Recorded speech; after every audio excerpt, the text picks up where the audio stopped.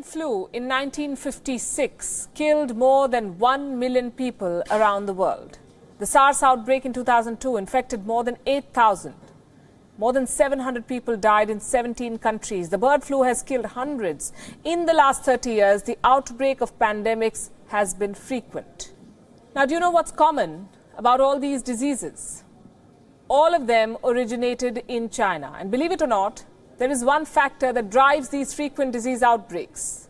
And it is this: China's live animal markets. That's also where the Wuhan Coronavirus emerged, by the way. It is believed to have originated in the Hunan seafood market and transferred from bats to humans.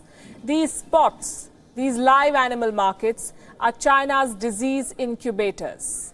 And Beijing knew that these markets are ticking time bombs. China had been warned before on multiple occasions. After the SARS outbreak, many reports warned China's Communist Party, its government, to shut down its live animal markets and wet markets. But China paid no heed to these warnings. On your screen now is an article from a journal in 2007.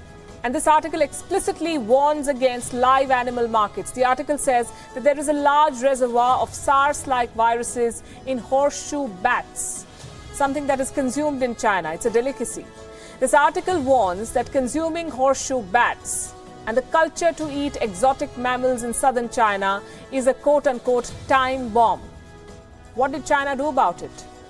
Nothing. 12 years later, another warning came.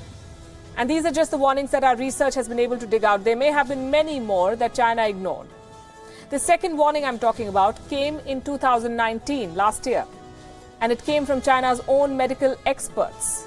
This article that I'm quoting warned about a pandemic like this, like the one that we are in.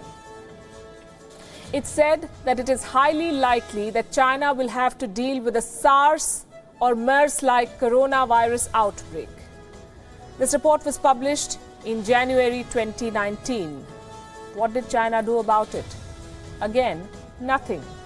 And a few months later, in November, the Wuhan Coronavirus broke out. Once again, we say this is China's criminal negligence. I cannot say this enough.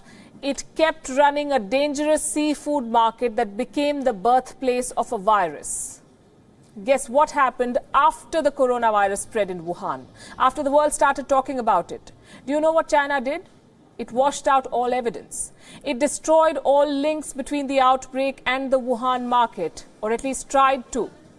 Unfortunately for the Chinese government, the secret is out. China also introduced laws to temporarily ban wildlife trade. It tried to show the world that it was dealing with the situation proactively. But this was yet another cover-up.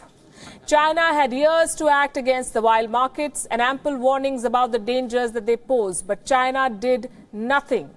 And this is just one market. According to a report, there were nearly 20,000 wildlife farms that operated in China before the crackdown. 20,000. In a live animal market or a wet market, live and dead animals from different species are put next to each other. A situation that makes it convenient for a virus to jump from animal to humans. Around the world, this would be considered a health risk, but not in China. In China, this is a factory. The government of China aggressively promoted markets like these. Why? Because these brought money, easy money. It was an easy way for the rural masses to get rich.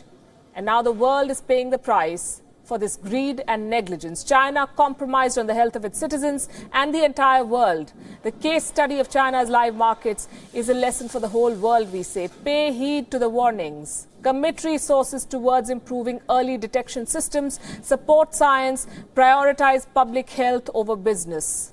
Food choices are fine. We are not questioning that. But tradition should not be allowed to trump science, because the cost of such blunders can be too high.